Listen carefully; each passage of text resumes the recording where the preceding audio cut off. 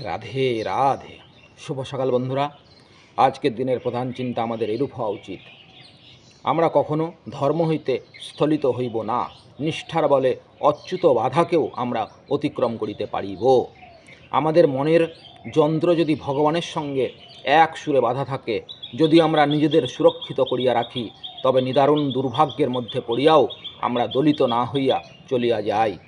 আর মন যদি একভাবে সেই সুরে বাধা না থাকে, আর আমরা যদি সাবধান হইয়া না চলি, তবে পরম সৌভাগ্যের মধ্যেও আমরা বিপদে পড়িতে পারি।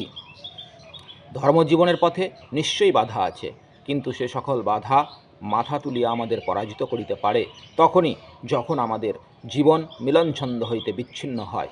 ইহার প্রতিকারের জন্য আমাদের একটা উপযুক্ত কর্মভিত্তি স্থাপন করিতে হইবে। ইহা যদি করিতে পারি, তবেই আবার আমরা জীবনের সাবলীল ছন্দ ফিরিয়া পাইব। ভয় নাই, ওরে ভয় নাই, বিপন্ন ভাবিও না নিজেরে, আছি আমি সাথে সাথে তব, নাহি কোনো শূন্যস্থান সম্মুখে আমার। আমি যে ভরিয়া দিলাম সকল শূন্যতা, আমি আছি সাথে যে তোমার। ওরে ভয় নাই কিছু, ভাবিও না বিপন্ন নিজেরে।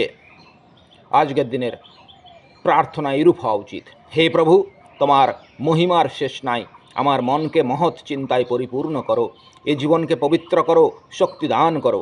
আমি যেন দুঃখ বা হতাশায় অভিভূত না হই, প্রতি বাধা বিঘ্নের মধ্যে যেন আমি অটল হইয়া থাকিতে পারি।